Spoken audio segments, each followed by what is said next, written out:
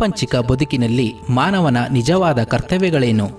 ಜೀವನದಲ್ಲಿ ಸಮಚಿತ್ತತೆಯನ್ನು ಬೆಳೆಸಿಕೊಳ್ಳಬೇಕಾದ ಬಗೆ ಹೇಗೆ? ಸಮತೋಲನದ ಸಾಧನೆ ಬದುಕಿನಲ್ಲಿ ಸಾಧ್ಯವೇ? ಎಂಬೆಲ್ಲ ಪ್ರಶ್ನೆಗಳಿಗೆ ಭಗವದ್ಗೀತೆಯ ಮೂಲಕ ಶ್ರೀ ಕೃಷ್ಣನ ನುಡಿಗಳು ನಮಗೆ ಸಾರ್ಥಕತೆಯನ್ನು ನೀಡುತ್ತದೆ. ಬನ್ನಿ, ಈ ಗೀತೆಯ ಸಾರವನ್ನು ತಿಳಿಯೋಣ. ಶ್ರೀಮತಿ ನಾಗಶ್ರೀ ತ್ಯಾಗರಾಜ್ರವರ ಧ್ವನಿಯಲ್ಲಿ ಗೀತ ಸುನಾದ ಕಾರ್ಯಕ್ರಮ ತಪ್ಪದೆ ಕೇಳಿ. ಪ್ರತಿದಿನ ಬೆಳಗ್ಗೆ 8:35 ಮರುಪ್ರಸಾರ ಸಂಜೆ 6:30 ನಿಮ್ಮ ಜನಧ್ವನಿ ಬಾನುಲಿಯಲ್ಲಿ.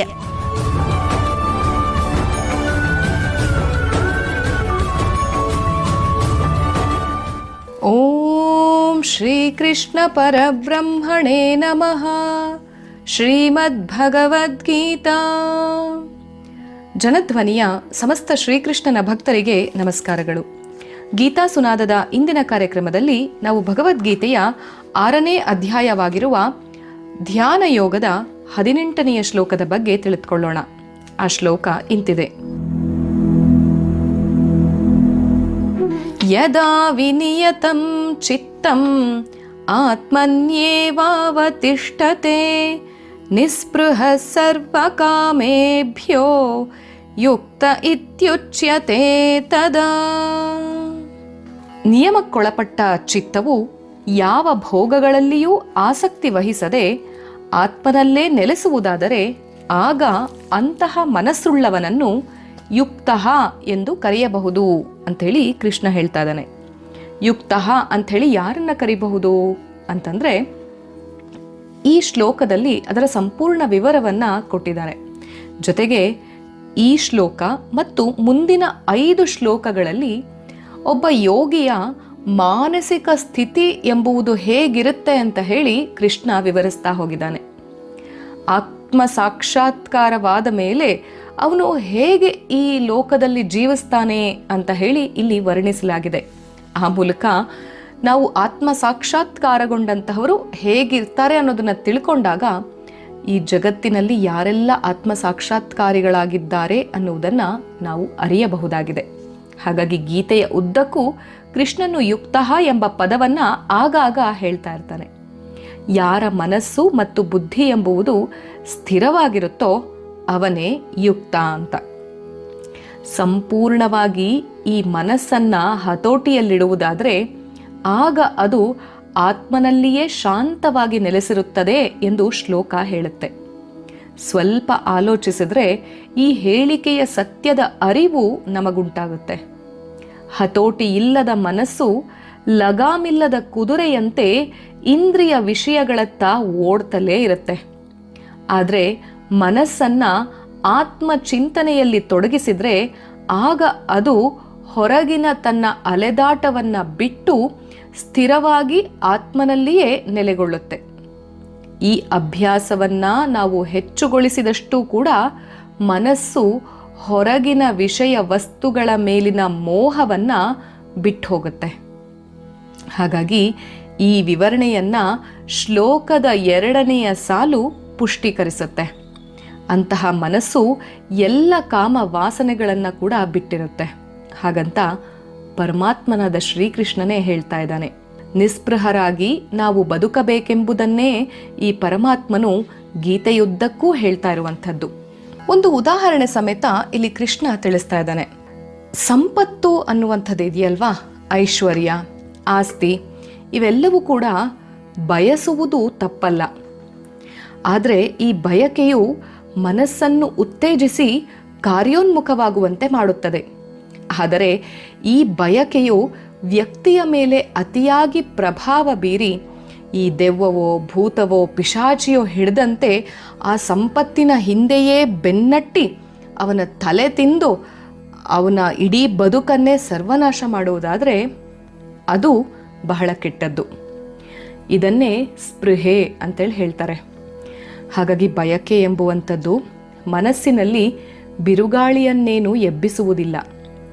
ಆದರೆ ಸ್ಪೃಹೆ ಅಂದರೆ ಅದರ ಹಿಂದೆನೇ ಸದಾಕಾಲ ಗಮನ ಎಲ್ಲವನ್ನ ನೆಟ್ಟಿ ಇರುವಂಥದ್ದಿದೆಯಲ್ಲ, ಅದು ನಮ್ಮನ್ನು ಹಾಳು ಮಾಡುತ್ತೆ. ಹಾಗಾಗಿ ಯಾವುದೇ ಒಂದು ವಸ್ತುವಿನ ಹಿಂದೆಯೇ ಬೀಳುವುದನ್ನು ನೀನು ತ್ಯಜಿಸು ಅಂತ ಹೇಳಿ ಇಲ್ಲಿ ಕೃಷ್ಣ ಉಪದೇಶ ಮಾಡ್ತಾ ಇರುವಂಥದ್ದು. ಪ್ರಾಪಂಚಿಕ ವಸ್ತುಗಳಿಗೆ ಬೌದ್ಧಿಕವಾಗಿ ಬೆಲೆ ಕಟ್ಟೋದ್ರಿಂದ ಇಂದ್ರಿಯಗಳ ಮೂಲಕ ಓಡುವ ಮನಸ್ಸನ್ನು ನಿಲ್ಲಿಸಿಕೊಂಡು ಅದನ್ನು ಆತ್ಮಚಿಂತನೆಯಲ್ಲಿ ತೊಡಗಿಸಲು ಸಾಧ್ಯವಾಗುತ್ತೆ. ಕ್ಷಣಭಂಗುರ ಸ್ವರೂಪದ ಇಂದ್ರಿಯ ವಿಷಯಗಳು ಮನಸ್ಸನ್ನು ಕಲಕುತ್ತೆ. ಆದರೆ ಅದು ಸ್ಥಿರವಾಗಿ ಆತ್ಮನಲ್ಲಿಯೇ ನೆಲೆಸುವುದಾದರೆ ಅದಕ್ಕೆ ಪೂರ್ಣ ಶಾಂತಿ ಅನ್ನುವಂಥದ್ದು ಲಭಿಸುತ್ತೆ. ಮನಸ್ಸನ್ನು ವಿಷಯಗಳಿಂದ ಹಿಂತೆಗೆದುಕೊಂಡು ಆತ್ಮನಲ್ಲಿಯೇ ನಿಲ್ಲಿಸಿಕೊಳ್ಳುವವನಿಗೆ ಯುಕ್ತ ಅಂಥೇಳಿ ಕರೀತಾರೆ.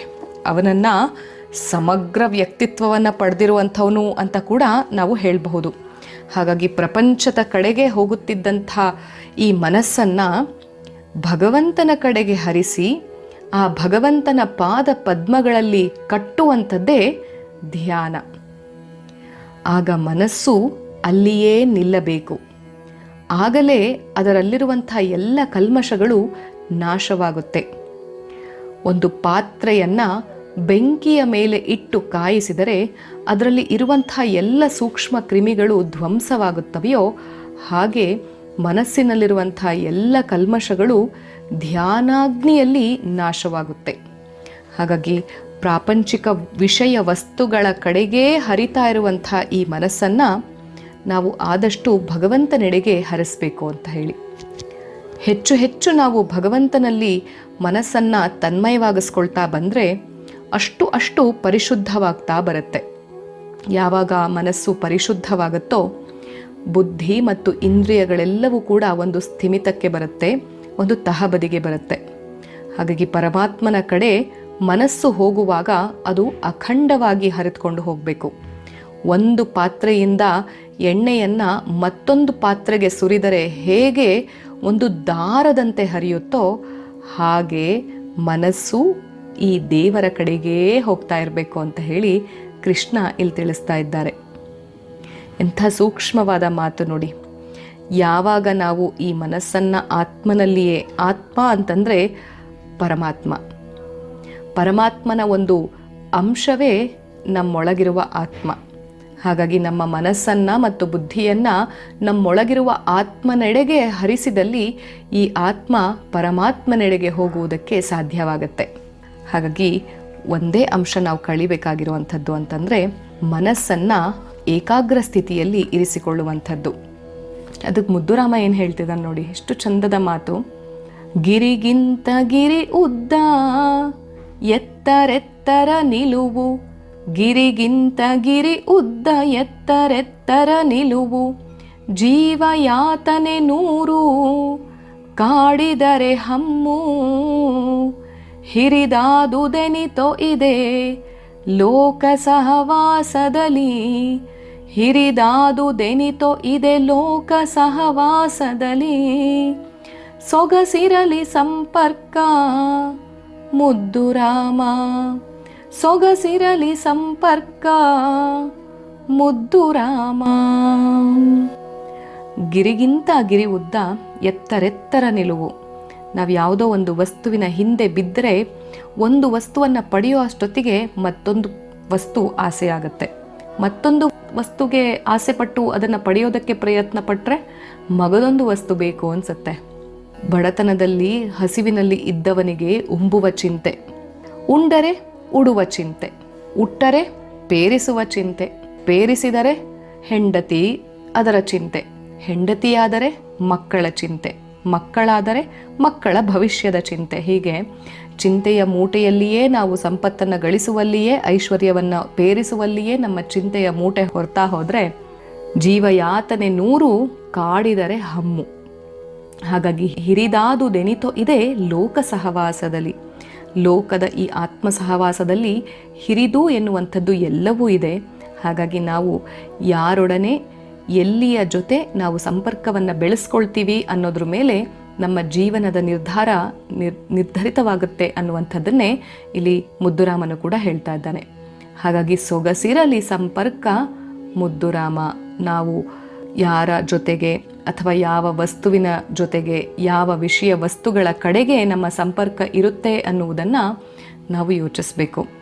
ಹಾಗಾಗಿ ಸೊಗಸು ಇರಲಿ ಈ ಸಂಪರ್ಕದಲ್ಲಿ ಅನ್ನುವಂಥ ಮಾತನ್ನೇ ಇಲ್ಲಿ ಮುದ್ದುರಾಮ ಕೂಡ ಹೇಳ್ತಾ ಇದ್ದಾನೆ. ಅತ್ತ ಕಡೆ ನಮ್ಮ ಚಿತ್ತ ಸದಾ ಹರಿಯಲಿ. ಸರ್ವಂ ಶ್ರೀ ಕೃಷ್ಣಾರ್ಪಣಮಸ್ತು. ಶ್ರೀ ಗುರುಭ್ಯೋ ನಮಃ. ಹರಿ ಓಂ.